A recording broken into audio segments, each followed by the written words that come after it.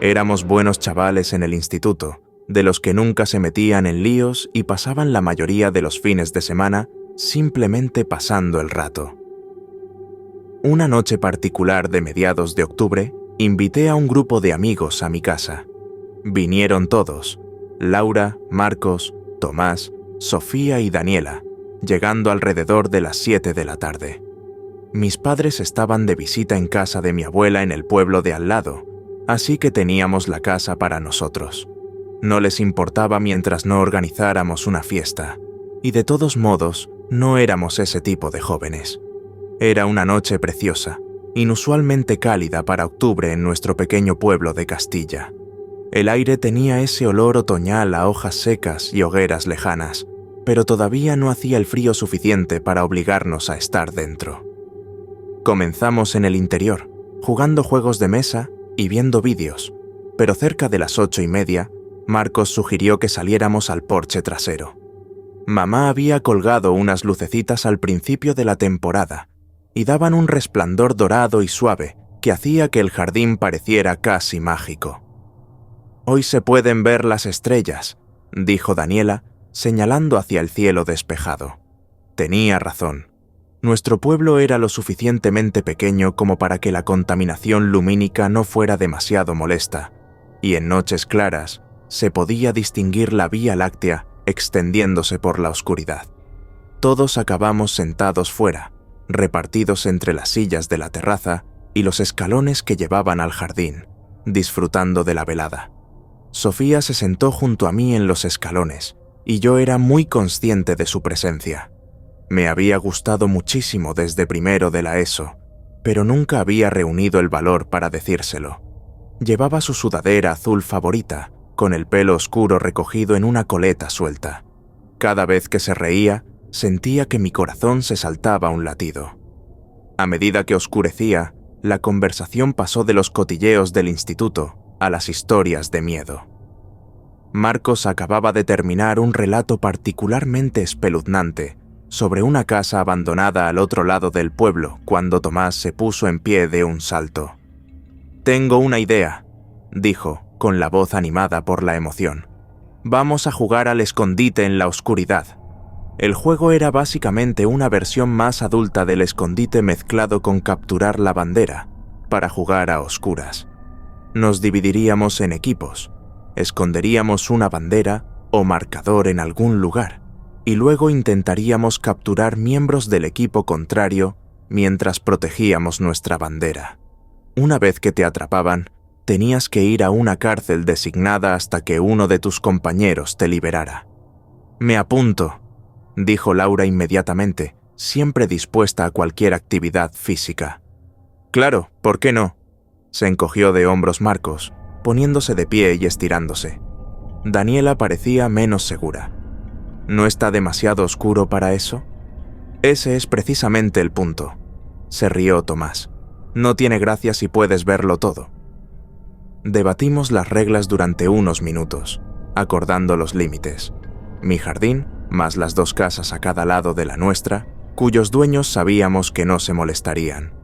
Los Jiménez a nuestra izquierda tenían sus propios adolescentes, y la señora Martínez a nuestra derecha trataba a todos los niños del vecindario como si fueran sus nietos. «¿Quién va con quién?», Drenia preguntó Marcos. Antes de que nadie más pudiera hablar, dije: «Yo voy con Sofía». Intenté sonar despreocupado, pero podía sentir mis mejillas enrojecerse y agradecí la oscuridad. Sofía me sonrió. «Me parece bien». Nos dividimos en 3 equipos, Sofía y yo, Marcos y Laura, y Tomás y Daniela. Nos tomamos unos minutos para planificar estrategias, con cada equipo estableciendo dónde estaría su cárcel y escondiendo sus marcadores. Sofía y yo elegimos un pequeño gnomo de jardín de la colección de mi madre como nuestro marcador, escondiéndolo detrás de una planta en maceta en nuestro porche. «¿Preparados o no? Comienza el juego».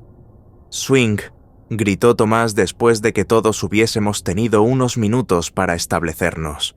Mi pueblo era tan pequeño que todos se conocían. La mayoría de la gente ni siquiera cerraba las puertas por la noche, así que no era raro que los vecinos nos vieran corriendo por los jardines.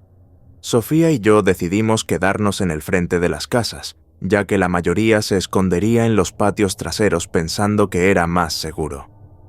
Vamos a revisar primero el jardín delantero de los Jiménez, le susurré a Sofía mientras nos deslizábamos por el borde de mi entrada. Tomás siempre se esconde en lugares obvios. Piensa que está siendo listo al esconderse en un sitio demasiado obvio. Sofía asintió y nos movimos en silencio a través del césped, manteniéndonos cerca del seto que separaba nuestra propiedad de la de los Jiménez. La noche se había vuelto más oscura, con solo la luna creciente y las distantes farolas proporcionando algo de luz. Las sombras parecían estirarse y cambiar mientras nos movíamos, y cada crujido en los arbustos nos hacía detenernos y contener la respiración. «No veo a nadie», susurró Sofía después de revisar detrás de los setos de los Jiménez y el gran roble en su jardín delantero. «Vamos a revisar en casa de la señora Martínez», sugerí. Mientras nos dirigíamos hacia el jardín de la señora Martínez, escuché una ramita romperse detrás de nosotros. Agarré el brazo de Sofía y ambos nos quedamos inmóviles. Después de unos segundos de silencio, continuamos moviéndonos, pero con más cautela ahora. El jardín delantero de la señora Martínez también estaba vacío, al menos la parte que podíamos ver. Sus gnomos de jardín, tenía al menos una docena, parecían observarnos acusadoramente mientras nos deslizábamos junto a ellos.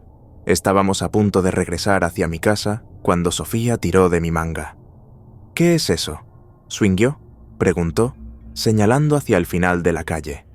Al final de la calle había una pequeña casa donde vivía solo un hombre mayor, llamado don Gregorio.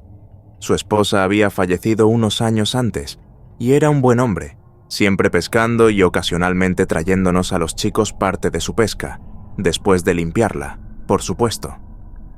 Nadie sabía mucho más de él, excepto que había estado en el ejército cuando era joven. Esa noche, su barca estaba estacionada en la entrada, lo cual era inusual porque normalmente la guardaba en su garaje, o estaba fuera en sus frecuentes viajes de pesca. «Esa es la barca de pesca de don Gregorio», dije, «pero no creo que se suponga que debamos ir tan lejos. Está fuera de nuestros límites». Sofía me miró, con sus ojos brillando de picardía en la luz tenue.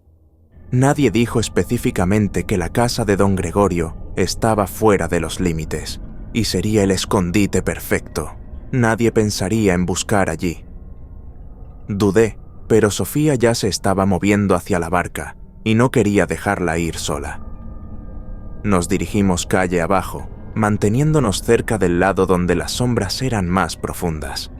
A medida que nos acercábamos a la casa de don Gregorio, noté que estaba completamente a oscuras. No había luces encendidas en el interior, y su vieja camioneta no estaba en la entrada. «Quizás ha salido a pescar durante la noche», susurré. «Momento perfecto para nosotros», respondió Sofía con una sonrisa. Sugerí que nos escondiéramos debajo de la barca, y Sofía estuvo de acuerdo. Era una pequeña barca de pesca de aluminio sobre un remolque, con una lona estirada por encima para protegerla de los elementos. La lona no llegaba completamente hasta el suelo, dejando un espacio justo lo suficientemente grande como para que nos metiéramos. Nos deslizamos debajo, tumbados juntos en el suelo de hormigón de la entrada, con nuestras espaldas contra el frío suelo y el casco de la barca apenas a unos centímetros por encima de nuestras caras. «Esta ha sido una buena idea», susurró Sofía, volviéndose para mirarme. Estábamos tan cerca que podía oler el aroma a fresas de su champú. «Nadie nos encontrará aquí». «Sí», logré decir, de repente muy consciente de lo cerca que estábamos. Nuestros hombros se tocaban, y si girara mi cabeza un poco más, nuestras caras estarían a solo unos centímetros de distancia. Estuvimos allí lo que pareció una eternidad, susurrando pequeñas charlas sobre el instituto, el próximo baile de otoño y nuestros planes para la universidad del año siguiente. Quería invitarla al baile, pero no encontraba las palabras adecuadas.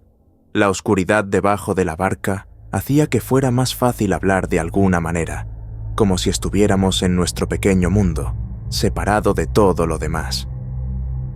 Unos minutos más tarde, escuchamos pasos en el pavimento, pasos rápidos y ligeros que sonaban como alguien corriendo. Se detuvieron cerca de la barca y contuvimos la respiración para evitar hacer cualquier ruido. La persona afuera comenzó a susurrar y a instar a alguien a que se diera prisa. «Vamos, date prisa, no tenemos mucho tiempo», dijo la voz. Era la voz de un hombre, baja y urgente, pero no una que yo reconociera. La mano de Sofía encontró la mía en la oscuridad, sus dedos agarrando los míos con fuerza. Podía sentir cómo se tensaba a mi lado. De repente, más pasos corrieron por el costado de la barca. Estos eran más pesados, como alguien cargando algo sustancial. La voz afuera sonaba extraña, pero asumí que era uno de nuestros amigos tratando de disfrazar su voz como parte del juego. «¿Lo tienes todo?», Drenia preguntó la primera voz. «Sí, vámonos antes de que regrese», respondió una segunda voz, también masculina y desconocida. El agarre de Sofía en mi mano se apretó aún más. Ya no estábamos escondiéndonos solo de nuestros amigos. Nos estábamos escondiendo de extraños que claramente no deberían estar allí. Justo cuando estábamos a punto de movernos para ver qué estaba pasando, escuchamos el portazo de un coche, seguido por el sonido de un motor arrancando. Luego, el sonido más inesperado. Don Gregorio gritando pidiendo ayuda. «¡Ayuda! ¡Que alguien me ayude!». Salimos gateando de debajo de la barca y encontramos a don Gregorio en la entrada, claramente conmocionado. Su cara estaba pálida y había un hilo de sangre corriendo desde un corte en su frente. Todavía estaba con su ropa de pesca, vaqueros gastados y una camisa de franela, pero estaban desarreglados, como si hubiera estado en una pelea. «¿Estáis bien, chicos?», Drenia preguntó cuando nos vio, lo que parecía extraño considerando que él era quien estaba herido. «Estamos bien, don Gregorio», dije. «¿Qué ha pasado?».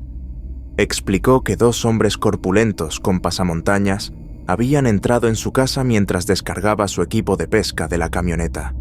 Acababa de regresar de un viaje de un día al lago.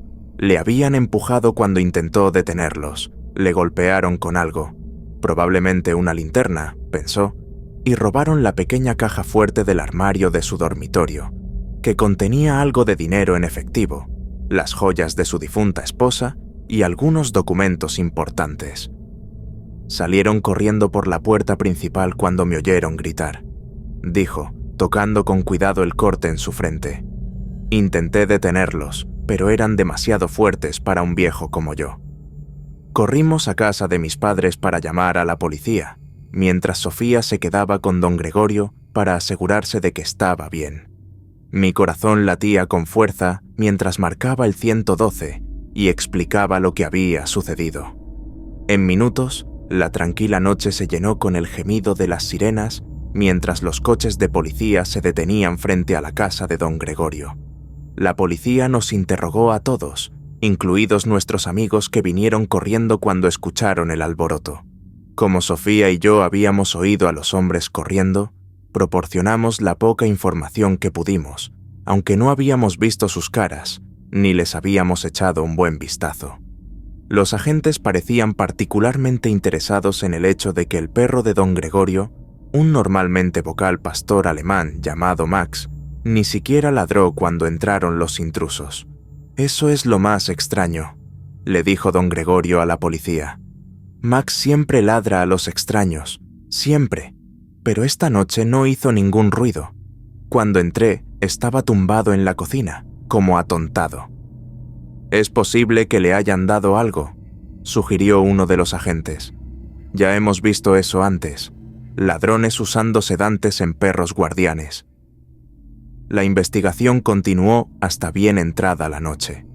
Mis padres regresaron a casa y se encontraron con coches de policía en el vecindario, y estaban comprensiblemente preocupados hasta que les expliqué lo sucedido.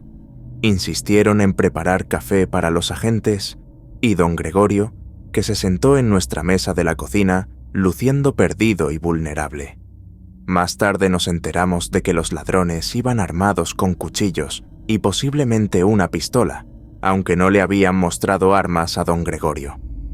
La caja fuerte que robaron contenía no solo dinero en efectivo y joyas, sino también algunas medallas del servicio militar de don Gregorio que tenían un inmenso valor sentimental para él. La policía nunca atrapó a los hombres, pero el suceso cambió nuestro pequeño pueblo. La gente comenzó a cerrar sus puertas por la noche. Los padres se volvieron más cautelosos al dejar que sus hijos jugaran afuera después del anochecer. Y don Gregorio, que siempre había sido independiente, aceptó mudarse con la familia de su hijo en el pueblo vecino, incapaz de sentirse seguro en su propia casa. En cuanto a nuestro grupo de amigos, nunca volvimos a jugar al escondite en la oscuridad. Era demasiado inquietante, el recuerdo de aquella noche demasiado vívido en nuestras mentes. Sin embargo, Sofía y yo nos hicimos más cercanos, gracias a la experiencia, encontrando consuelo al hablar de lo sucedido. 2 semanas después, finalmente reuní el valor para invitarla al baile de otoño, y, para mi sorpresa y deleite, dijo que sí. A veces me pregunto qué habría pasado si no hubiésemos elegido escondernos debajo de esa barca aquella noche. ¿Los ladrones habrían escapado sin que nadie lo notara? ¿Don Gregorio habría resultado herido más gravemente si se hubiera enfrentado a ellos solo? Nunca lo sabré con certeza, pero esa noche me enseñó que el peligro puede acechar incluso en los lugares que parecen más seguros. Esto sucedió hace unos 5 años, cuando todavía trabajaba como conductor para Uber.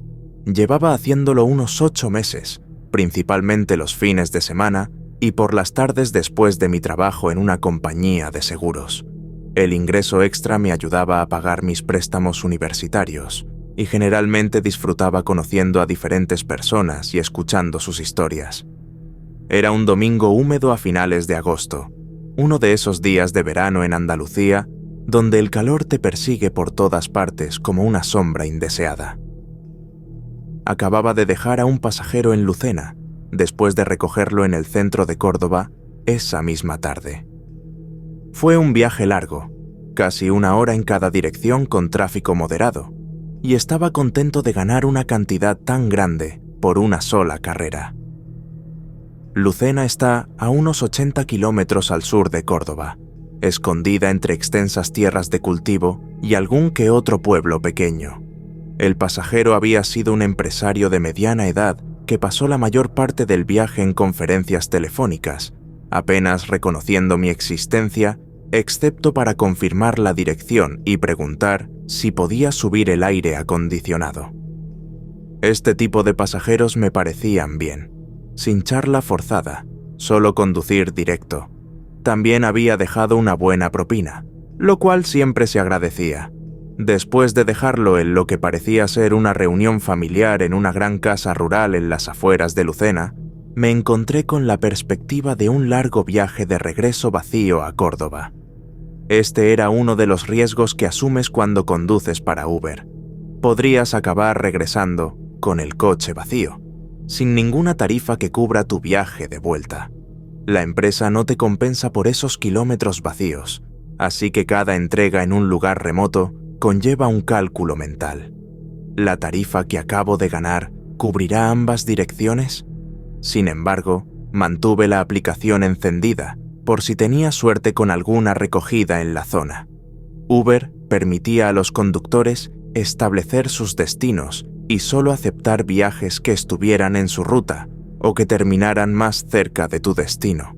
Así que configuré el mío hacia mi apartamento en Córdoba y comencé el viaje de regreso. El paisaje entre Lucena y Córdoba es mayormente plano, con campos que se extienden hasta el horizonte, ocasionalmente interrumpidos por pequeños grupos de árboles o casas aisladas. La autovía lo atraviesa todo como una cinta gris, recta y predecible. Tenía la radio sintonizada en una emisora de rock clásico, las ventanas subidas para mantener fuera el calor y el aire acondicionado a tope. En general, estaba disfrutando de la soledad después de un fin de semana ocupado conduciendo. Unos 20 minutos después de iniciar mi viaje de regreso, para mi sorpresa, de repente recibí un aviso para recoger a una mujer llamada Sara en Fernán Núñez. Este es un pequeño pueblo a unos 30 kilómetros de Córdoba, con una población de apenas unos miles de habitantes. No esperaba conseguir ningún viaje por aquí en una tarde de domingo, especialmente viniendo de un lugar tan pequeño, pero estaba agradecido por la tarifa. Acepté inmediatamente y seguí las indicaciones del GPS hasta el lugar de recogida. La aplicación me desvió de la autovía principal a través de algunas calles residenciales y finalmente hasta la plaza del Ayuntamiento de Fernán Núñez, un pequeño edificio de ladrillo con un mástil de bandera en el frente y un modesto cartel que lo identificaba. Eso me pareció extraño porque era domingo y todo el pueblo estaba básicamente cerrado. No había otros coches en el aparcamiento y el edificio en sí estaba a oscuras. El punto de recogida estaba justo frente al ayuntamiento y a medida que me acercaba, pude ver una figura solitaria de pie en la acera. Era una joven que parecía tener entre 18 y 22 años. Estaba simplemente allí de pie, sin nadie más alrededor, hasta donde alcanzaba la vista. No había casas ni otros edificios inmediatamente adyacentes, solo el ayuntamiento, su aparcamiento vacío y esta joven esperando sola. Llevaba una camiseta blanca lisa y pantalones cortos de mezclilla, con el pelo castaño a la altura de los hombros y gafas de sol, a pesar de que el día comenzaba a desvanecerse en la noche. Su característica más notable era el gran bolso de viaje a sus pies, verde militar e hinchado de contenido. Me detuve junto a la acera y ella inmediatamente recogió su bolsa y se acercó a mi coche. Siempre mantengo las puertas bloqueadas hasta que verifico el nombre del pasajero, una práctica de seguridad que había adoptado desde el principio, así que bajé ligeramente la ventanilla. ¿Sara? Drenia pregunté. Sí, soy yo, respondió con una ligera sonrisa que no llegó completamente a sus ojos. Su voz era suave pero confiada. Desbloqueé las puertas y ella subió al asiento trasero, colocando su bolso de viaje a su lado, en lugar de en el maletero. Esto no era inusual. Muchos pasajeros preferían mantener sus pertenencias cerca, especialmente si contenían objetos de valor o artículos personales. ¿A dónde te diriges hoy?, pregunté, aunque ya podía ver en mi aplicación que su destino estaba configurado para el aeropuerto Adolfo Suárez Madrid-Barajas. Al aeropuerto, confirmó, acomodándose en su asiento y abrochándose el cinturón. Madrid-Barajas, ¿verdad? ¿No el de Sevilla? Verifiqué, refiriéndome a los dos aeropuertos cercanos. Sí, Madrid-Barajas, asintió. Comencé a conducir, siguiendo el GPS de vuelta hacia la autovía. El sol comenzaba a ponerse, proyectando largas sombras a través de la carretera y pintando el cielo en tonos de naranja y rosa. ¿Vienes de Fernán Núñez o solo estabas de paso? Component Placement, pregunté, haciendo una conversación casual como solía hacer con los pasajeros. Solo estaba de paso, dijo después de una ligera pausa. Estaba visitando a una amiga. Su tono no invitaba a más preguntas, así que me concentré en conducir.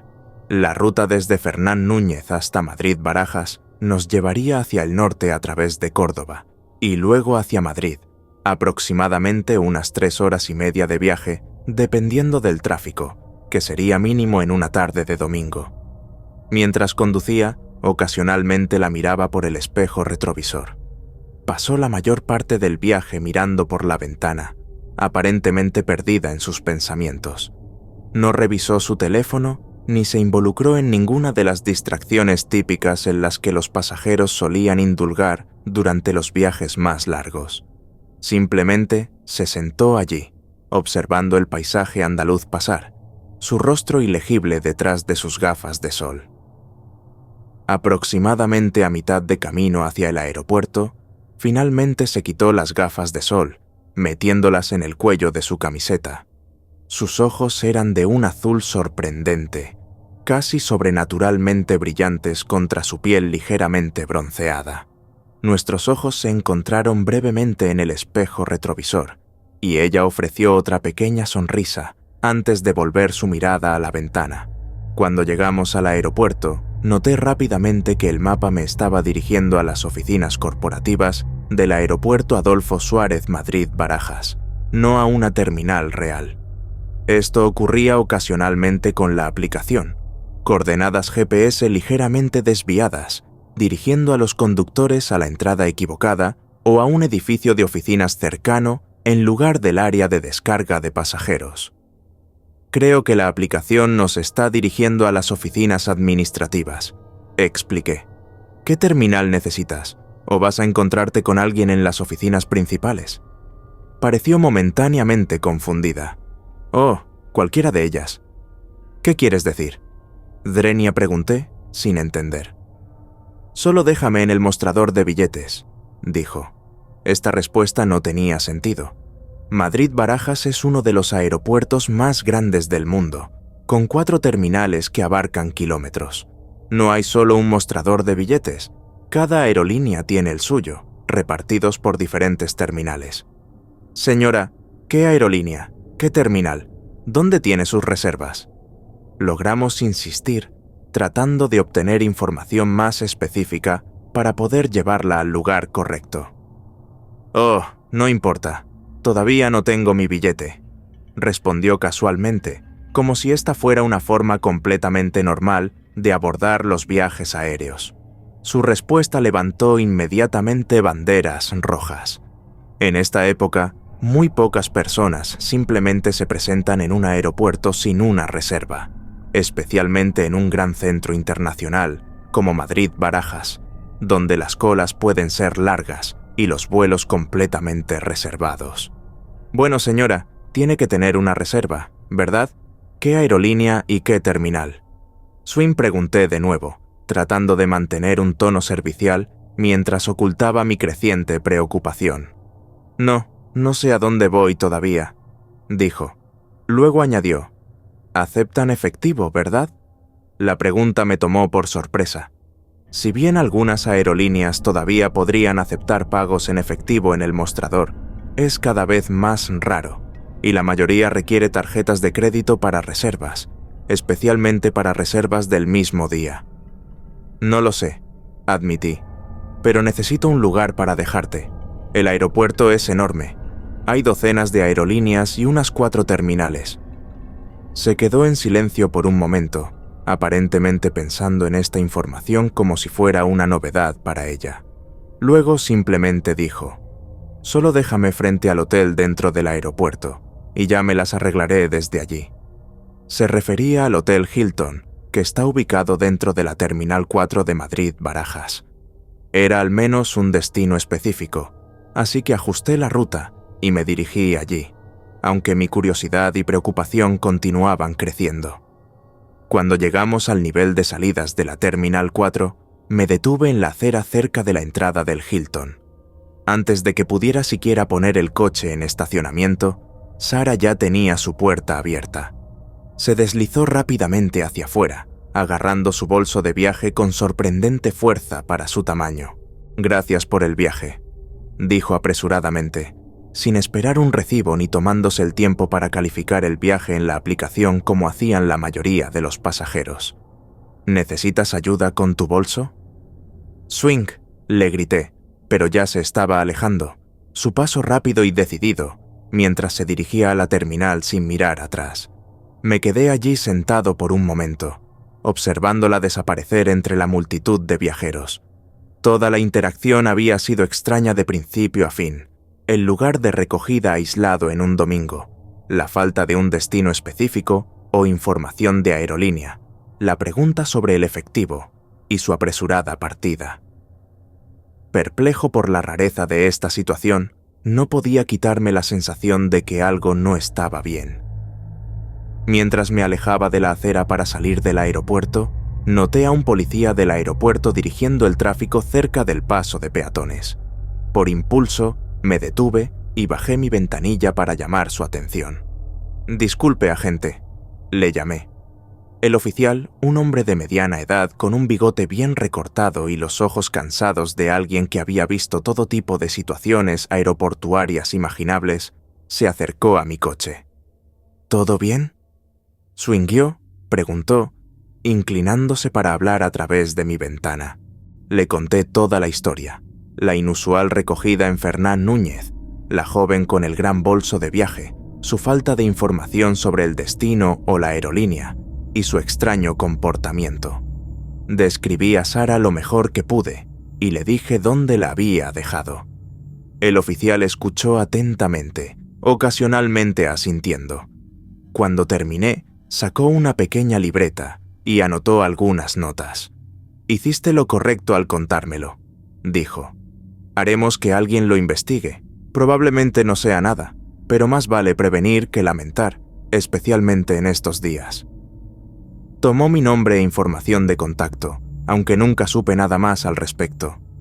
Eso fue hace 5 años. Continué conduciendo para Uber durante aproximadamente 1 año más antes de pasar a otras cosas, pero nunca descubrí de qué diablos se trataba todo aquello.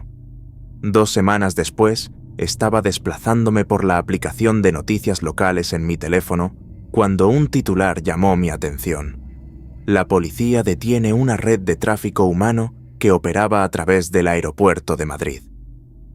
El artículo detallaba cómo las autoridades habían arrestado a varias personas involucradas en una sofisticada operación que transportaba mujeres jóvenes a través de los principales aeropuertos. A las víctimas a menudo se les daba información mínima, solo lo suficiente para llegar a su próximo manipulador. El artículo mencionaba que la investigación había estado en curso durante meses, pero una pista de un conductor de Uber había proporcionado un avance crucial en el caso. Aunque no se mencionaban nombres, el momento y las circunstancias eran demasiado coincidentes para ignorarlas. Nunca sabré con certeza si Sara era una de las víctimas, o posiblemente incluso una de las traficantes. El oficial nunca me contactó de nuevo, y nunca vi su rostro en ninguno de los informes de noticias, pero todavía pienso en ella a veces, esa joven tranquila con los ojos azul sorprendentes y la salida apresurada, corriendo hacia la terminal con su bolso de viaje excesivamente lleno. La experiencia cambió la forma en que abordo mi trabajo e interactúo con los pasajeros.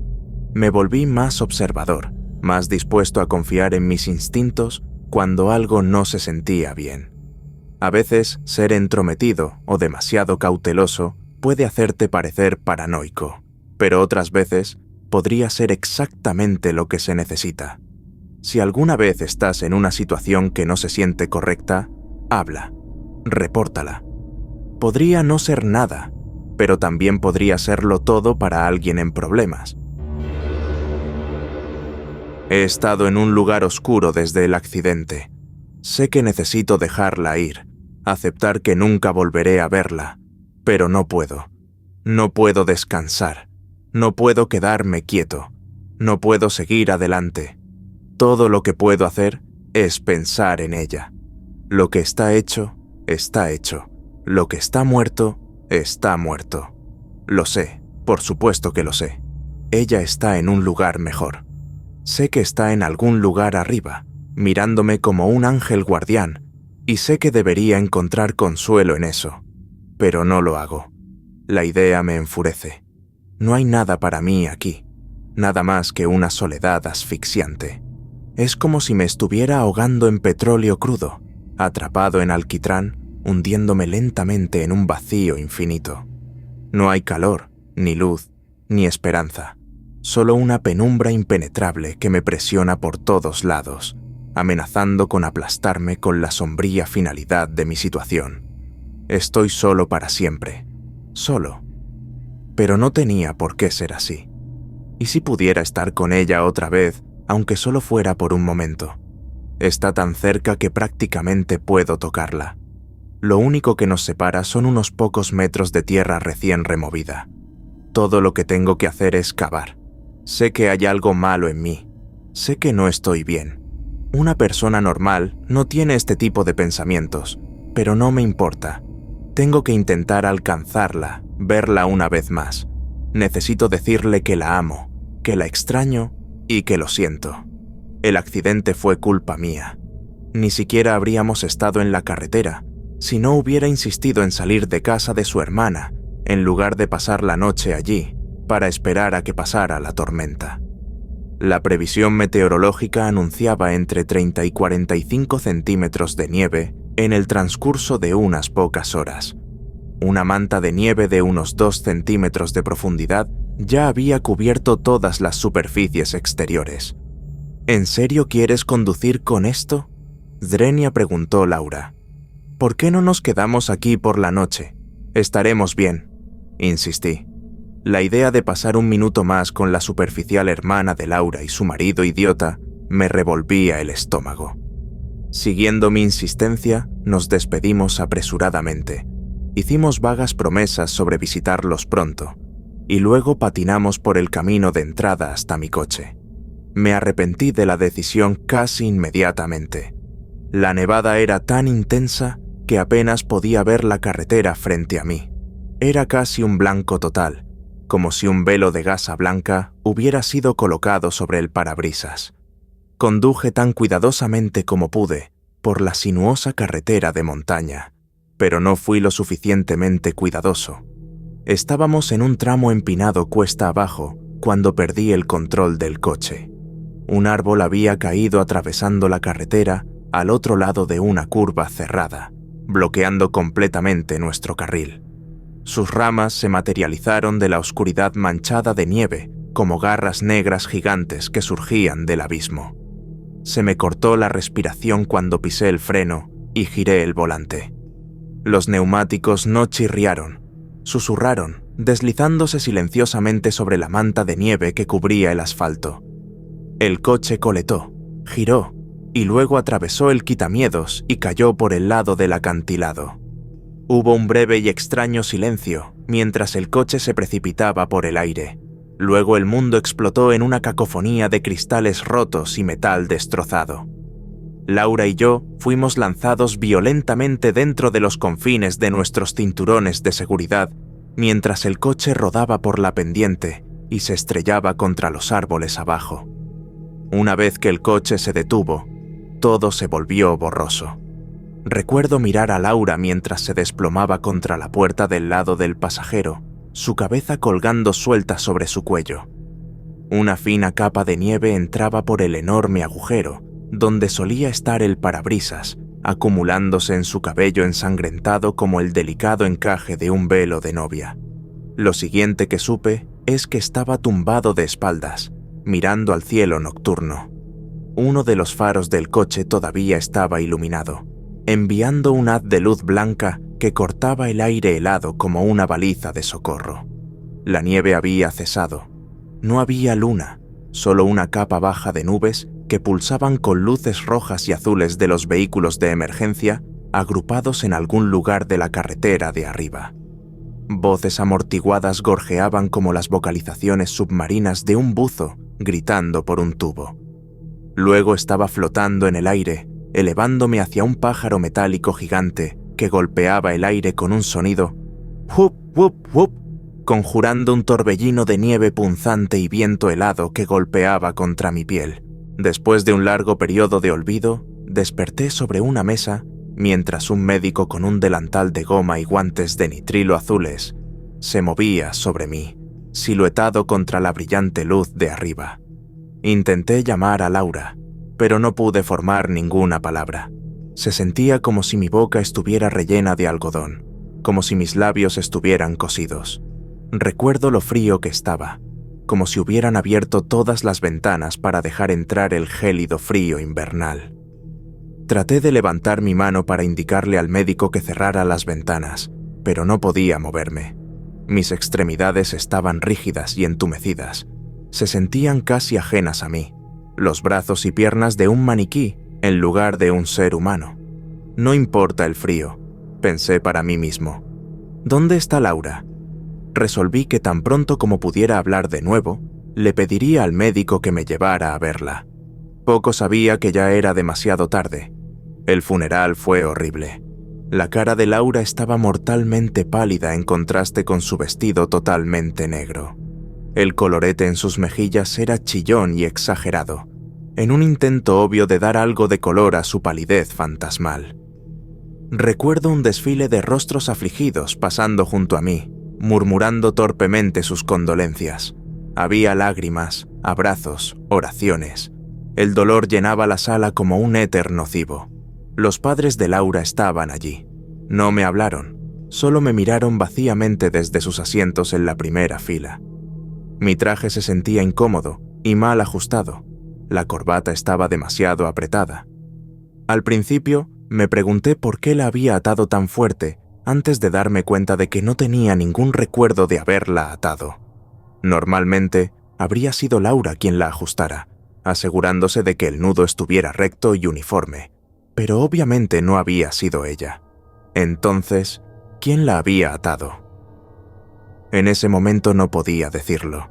Quien fuera, no había dado mucha consideración a mi comodidad.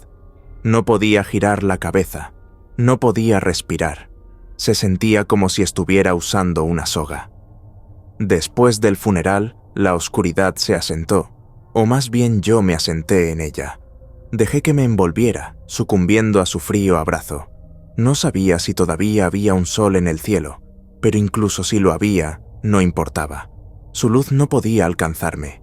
Estaba demasiado lejos. Todo lo que podía hacer era pensar en Laura, en cómo estábamos condenados a pasar la eternidad separados. Ya no había un nosotros, solo estaba yo y ella. Yo aquí, ella allí, para siempre. No estoy seguro de cuánto tiempo me permití sufrir en silencio antes de decidir hacer algo al respecto. Pasé lo que pareció días en un estado disociativo, flotando fuera de mi cuerpo, mirándome desde arriba. Lo que vi me enfermó. Ni siquiera reconocía quién era yo. Era una cáscara de mi antiguo yo, consumiéndome, desintegrándome en la nada. Me había rendido, permitiéndome sucumbir a mi destino como si fuera inevitable, como si no hubiera nada que pudiera hacer al respecto. Pero sí lo había. Solo tenía que reunir la voluntad para hacer lo imposible, lo indecible, lo insano. Sé que las cosas entre Laura y yo nunca podrán ser completamente restauradas. No hay vuelta atrás a como éramos antes del accidente. Como dije antes, lo hecho está hecho y lo muerto está muerto. Lo sé. Pero si hay la más mínima posibilidad de que podamos estar juntos de nuevo, tengo que intentarlo. Está tan cerca que casi puedo tocarla. Lo único que nos separa son unos pocos metros de tierra recién removida. Todo lo que tengo que hacer es cavar. El aire en mi ataúd es viciado y escaso. Cada respiración se vuelve más laboriosa que la anterior. Pero sigo cavando, sigo arañando.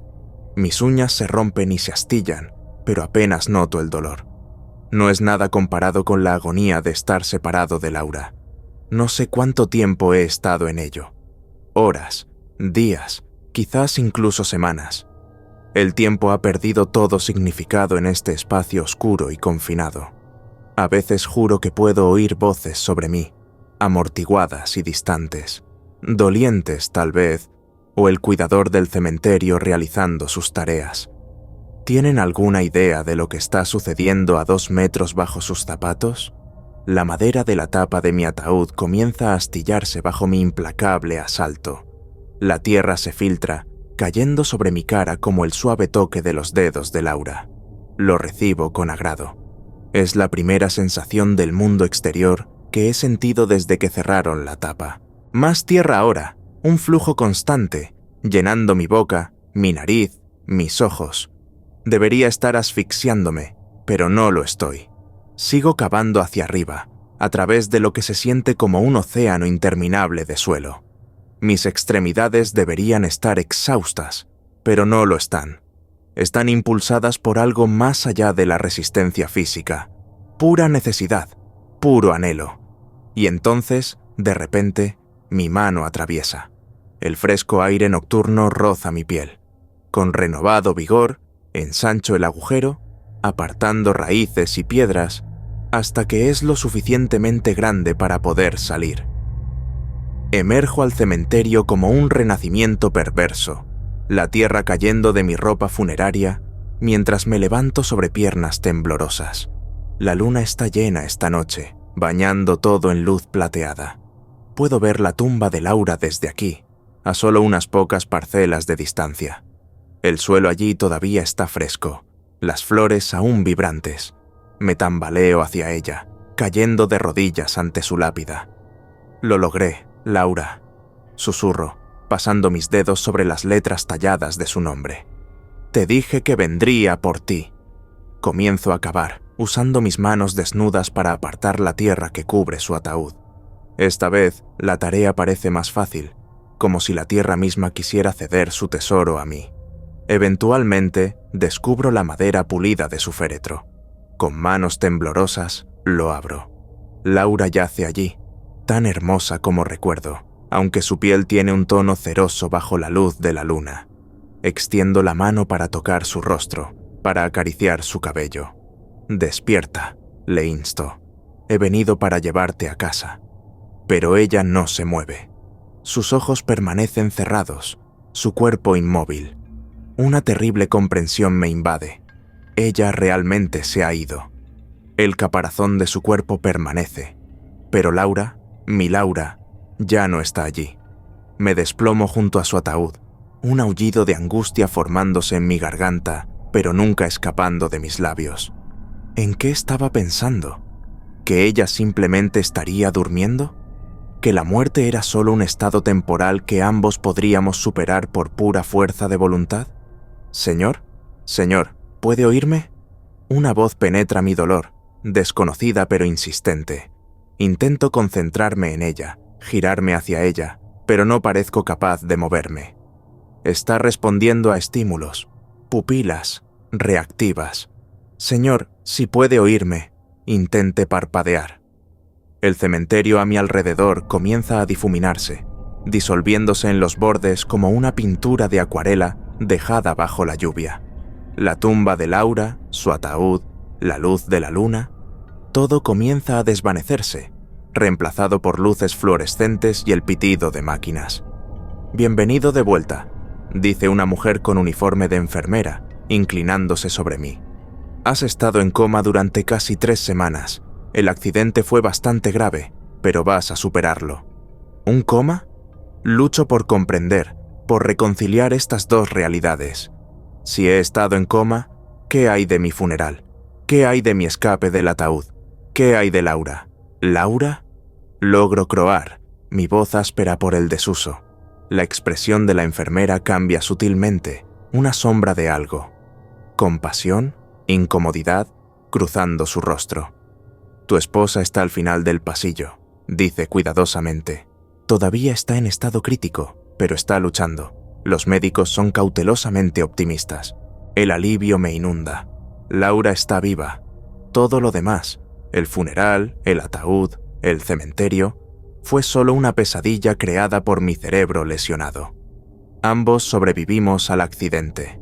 Durante los días siguientes, a medida que mi fuerza regresa, aprendo más sobre lo que sucedió. Nuestro coche realmente se salió de la carretera en la nevada, pero el resultado no fue tan fatal como mis sueños del coma habían representado. Laura sufrió un traumatismo cráneoencefálico severo y lesiones internas, mientras que yo tenía huesos rotos y una lesión cerebral traumática que me envió a un coma profundo. Una semana después de despertar, finalmente me permiten visitar a Laura. Me llevan en silla de ruedas a su habitación, donde yace rodeada de máquinas, con tubos serpenteando en su cuerpo en varios puntos. Su cabeza está parcialmente afeitada y vendada. Se ve pequeña y frágil entre todo el equipo médico, pero está viva. Puedo ver el subir y bajar de su pecho, escuchar el pitido constante de su monitor cardíaco. Extiendo la mano y tomo su mano en la mía. Está tibia, no fría y rígida como en mi pesadilla, y cuando la aprieto suavemente, siento la más leve presión en respuesta. «Estoy aquí, Laura», susurro, «y no me voy a ninguna parte». Los médicos me dicen que no espere demasiado. Las lesiones cerebrales son impredecibles, dicen. Laura podría despertar mañana, o la próxima semana, o el próximo mes. Podría despertar cambiada, con pérdida de memoria o cambios de personalidad. O podría no despertar nunca. pero sé que lo hará. Ambos ya hemos luchado para volver desde el borde. Yo desde mis sueños de ataúdes, ella desde el borde de la muerte misma. Se nos ha dado una segunda oportunidad y no voy a desperdiciarla. Cada día me siento junto a su cama. Le hablo, le leo, le pongo su música favorita. Le cuento sobre mi pesadilla, sobre cavar para salir de un ataúd para encontrarla. Le digo que en la realidad no habrá necesidad de tales medidas desesperadas. Ambos seguimos aquí, ambos seguimos luchando. Y luego, un martes ordinario por la tarde mientras leo en voz alta su novela favorita, sus dedos se mueven en los míos. Miro hacia arriba para ver sus ojos. Esos hermosos ojos que temía no volver a ver, abriéndose lentamente, luchando por enfocar. ¿Laura? Component placement. Suspiro, temeroso de tener esperanza. Sus labios se mueven silenciosamente al principio, luego, te ves, terrible. Una risa burbujea desde algún lugar profundo dentro de mí, trayendo consigo lágrimas de alegría. Típico de Laura despertar de una experiencia cercana a la muerte con una broma. Sí, bueno, deberías ver al otro tipo, respondo, con la voz quebrada. Ella sonríe débilmente, luego hace una mueca de dolor. ¿Qué pasó? Accidente de coche, tormenta de nieve, ¿recuerdas? Ella asiente ligeramente, luego sus ojos se ensanchan con repentina claridad. Tu culpa, insististe en que nos fuéramos. Agacho la cabeza. Lo sé, lo siento mucho, Laura. Debería haberte escuchado. Claro que sí, murmura, pero su mano aprieta la mía. Pero seguimos aquí. Lo estamos. Acepto, llevando su mano a mis labios. Seguimos aquí. A medida que pasan las semanas y ambos seguimos sanando, su cuerpo, mi mente, a menudo pienso en mi pesadilla del coma. Sobre cavar a través de la tierra para llegar a Laura, solo para encontrarla verdaderamente ida. La desesperación, el dolor, el vacío hueco de ese momento se sintió tan real, tan visceral. Tal vez eso es lo que era. Un vistazo de lo que podría haber sido. Una advertencia sobre lo que podría haber sucedido si las cosas hubieran ido solo un poco diferente esa noche nevada. O tal vez era solo la forma en que mi cerebro procesaba el trauma, preparándome para lo peor mientras mi cuerpo luchaba por sobrevivir. De cualquier manera, estoy agradecido de no haber tenido que arrastrarme fuera de un ataúd, agradecido de que Laura tampoco haya terminado en uno, agradecido por las segundas oportunidades y la oportunidad de hacer las cosas de manera diferente esta vez. Somos más cuidadosos ahora, ambos. No tomamos riesgos innecesarios. No dejamos que pequeñas irritaciones, como pasar una noche extra con su hermana y su cuñado, nos empujen a decisiones peligrosas. Valoramos cada día, cada momento juntos, sabiendo lo fácilmente que todo podría haberse perdido. A veces por la noche, todavía sueño con oscuridad, con espacios confinados y el olor a tierra. Pero ahora cuando despierto, jadeando y desorientado, Laura está ahí a mi lado, viva y cálida. Ella me acerca, susurra que todo está bien, que ambos estamos bien. Y lo estamos. No porque cavé a través de la barrera imposible entre la vida y la muerte, sino porque de alguna manera, contra todo pronóstico, a ambos se nos dio otra oportunidad en la vida. Mi amiga Carmen y yo, ambas estudiantes universitarias de 21 años, decidimos celebrar el fin de los exámenes parciales con una noche de fiesta. Comenzamos en un restaurante conocido por sus populares margaritas a precio especial, perfectas para el presupuesto estudiantil. Después de un par de copas, estábamos algo alegres pero definitivamente no borrachas, Carmen sugirió que fuéramos a este parque que conocía con una vista increíble del atardecer sobre la bahía. Te va a encantar, prometió. Es como un tesoro escondido que la mayoría de los turistas no conocen. Al principio dudé. Tenía clase temprano al día siguiente, pero Carmen podía ser persuasiva cuando quería. Vamos, Elena, vive un poco. Solo somos jóvenes una vez. y llevamos 2 semanas estudiando sin parar para los exámenes.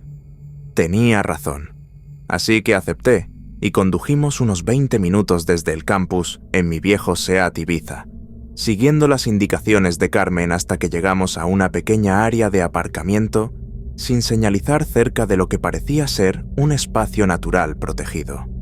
Solo había otros 2 coches allí, una buena señal de que realmente era un lugar poco conocido. Seguimos un sendero serpenteante que atravesaba hierba alta y robles dispersos. El camino estaba bien mantenido al principio, pero se volvió progresivamente menos definido a medida que continuábamos. Después de unos 10 minutos caminando, emergimos en un impresionante claro con vistas a la Costa del Sol. El sol apenas comenzaba su descenso, pintando el cielo en brillantes tonos de rosa y naranja, con el perfil de la ciudad recortado contra el horizonte. «Te dije que valía la pena», dijo Carmen, dándome un codazo. Tenía razón, era impresionante. Encontramos un tronco caído cerca del borde del claro, que hacía un banco natural perfecto, y nos sentamos para contemplar el espectáculo. El aire tenía esa perfecta frescura de principios de otoño, y durante un rato simplemente nos sentamos en cómodo silencio, admirando la vista. Mientras estábamos allí relajándonos, una familia de 4 con un Golden Retriever pasó y colocó una manta de picnic en el lado opuesto del claro. Los niños, de unos 7 y 9 años, lanzaban un frisbee mientras su perro saltaba tras él con entusiasmo. Era como una escena de una película familiar entrañable. Unos minutos después, llegó una pareja joven. Extendieron una manta más cerca de nosotras, sacaron una piña entera de su mochila y procedieron a cortarla con un cuchillo bastante grande. Me pareció un tentempié extrañamente elaborado para una salida casual, pero parecían estar disfrutándolo, alimentándose mutuamente con trozos y riendo. El sol se hundió bajo el horizonte, dejando tras de sí un resplandor residual. Todavía había suficiente luz para ver, pero las sombras definitivamente se estaban alargando. Carmen y yo estábamos inmersas en una conversación sobre nuestros planes después de la graduación.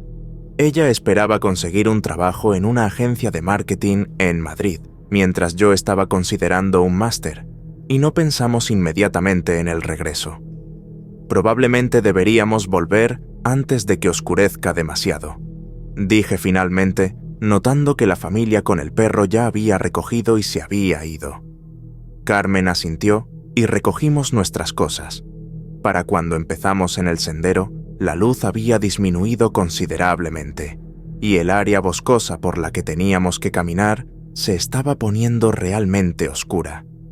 No había pensado en traer una linterna, pero afortunadamente, Carmen sacó su teléfono y encendió la luz de la cámara para iluminar nuestro camino.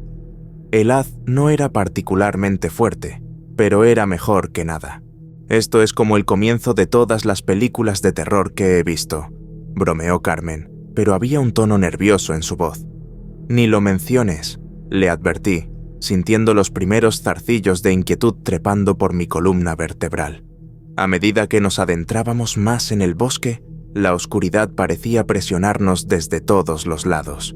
El sendero amigable que había parecido tan acogedor a la luz del día, ahora se sentía siniestro, con raíces retorcidas de árboles atravesando el camino y ramas en lo alto bloqueando lo poco que quedaba del crepúsculo. Cada crujido en la maleza me hacía saltar. Fue entonces cuando lo sentí. Esa sensación primaria distintiva de que alguien nos observaba, siguiéndonos. Es una sensación difícil de describir a menos que la hayas experimentado. Un conocimiento instintivo de que estás siendo observado. Una conciencia que te eriza la nuca. Estábamos caminando por el sendero, nuestra conversación reducida a susurros nerviosos. El camino curvaba alrededor de un pequeño estanque. Cruzaba un puente de madera y luego subía por una colina empinada. Justo cuando alcanzamos la mitad del puente, lo escuchamos. Pasos fuertes y deliberados detrás de nosotras, moviéndose rápidamente. Miré hacia atrás y vi un haz de luz moviéndose de un lado a otro, como si alguien estuviera corriendo mientras sostenía una linterna de teléfono. «Alguien viene», le susurré a Carmen, mi corazón martilleando en mi pecho. Sin otra palabra, ambas echamos a correr. Los pasos detrás de nosotras también aceleraron, igualando nuestro ritmo. Al principio, pensé que quizás era el ritmo de alguien en una bicicleta. La cadencia tenía una cualidad mecánica, pero el sendero era demasiado estrecho, demasiado accidentado para una bici, especialmente en esta oscuridad. «Vamos por allí», jadeé, señalando un terraplén empinado a nuestra izquierda que se alejaba del sendero principal. «Si es alguien en bicicleta, no podrá seguirnos por esa pendiente». Trepamos por la colina, agarrándonos de raíces de árboles y maleza para impulsarnos hacia arriba. La pendiente era incluso más empinada de lo que parecía, y para cuando llegamos a la cima, ambas estábamos respirando con dificultad. Hicimos una pausa, escuchando. Por un momento, no hubo nada más que silencio y el ulular lejano de una lechuza. «Creo que lo perdimos», susurró Carmen, su voz temblando ligeramente. Dirigió la luz de su teléfono hacia el camino de abajo, barriendo de un lado a otro. Por un segundo, pensé que estábamos a salvo, pero entonces lo vimos. Una silueta alta de un hombre parado al pie del terraplén, mirándonos. No se movía ahora, solo estaba ahí de pie. Su postura sugería que estaba recuperando el aliento después de la persecución. «Dios mío», respiró Carmen. Nos dimos la vuelta y corrimos de nuevo, esta vez siguiendo un estrecho sendero de ciervos que serpenteaba a través de los árboles en la cima de la cresta. Corrimos hasta que nuestros pulmones ardían, luego nos detuvimos para escuchar de nuevo. Nada. Justo cuando estábamos a punto de suspirar de alivio, lo escuchamos. Pasos estrellándose a través de la maleza, viniendo directamente hacia nosotras. «Todavía nos está siguiendo», siseé. Salimos corriendo de nuevo, ahora completamente desorientadas en la oscuridad. No tenía idea de qué dirección llevaba de vuelta al aparcamiento. Estábamos simplemente corriendo ciegamente, alejándonos de los pasos. Cada pocos metros, mirábamos por encima de nuestros hombros, tratando de calcular qué tan cerca estaba. De repente, Carmen tropezó con una raíz y casi cayó. En su pánico, dejó escapar un sorprendido. «¡Eh!». El sonido hizo eco en el silencioso bosque.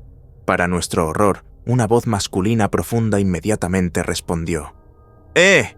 Nos congelamos. La voz había llegado desde mucho más cerca de lo que esperábamos. Luego, en un tono que me heló la sangre, añadió: «¿De qué tenéis miedo?». La manera casual, casi juguetona en que lo dijo fue de alguna manera más terrorífica que si hubiera hecho una amenaza abierta. Confirmó lo que habíamos temido. Esto no era solo otro excursionista que casualmente tomaba el mismo camino. Nos estaba siguiendo deliberadamente, disfrutando con nuestro miedo. Seguimos corriendo. Carmen estaba al teléfono con el 112, aunque no sé cómo logró marcar y hablar mientras corríamos por nuestras vidas.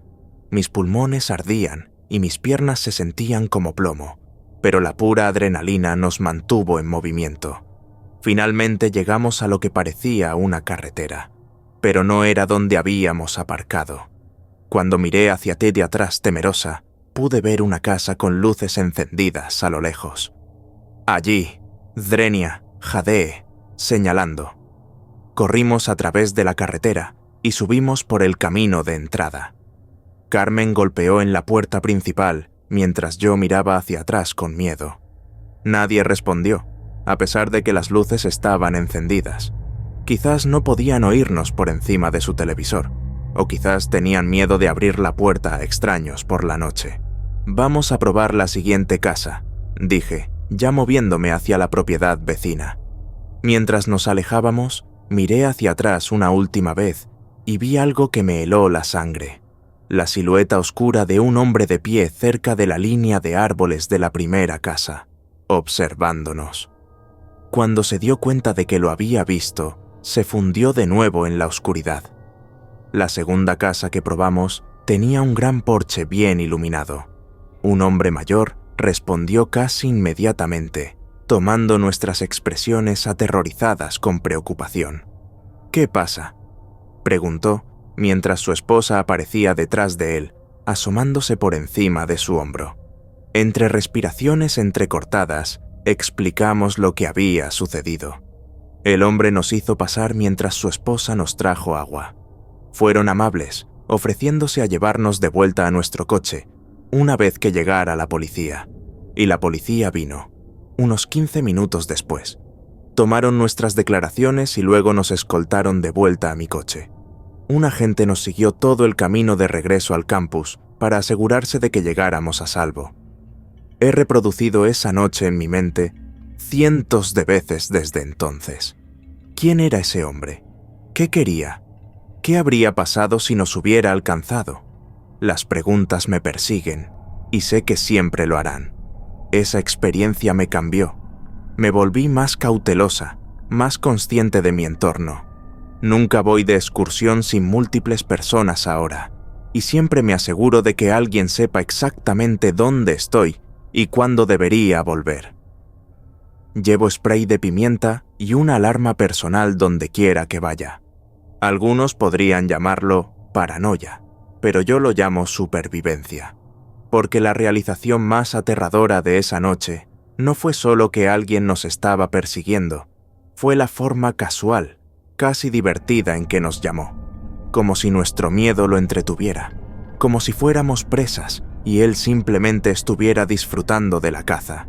No sé quién era ni cuáles eran sus intenciones, pero sí sé esto. En ese momento sentí lo que era ser cazada.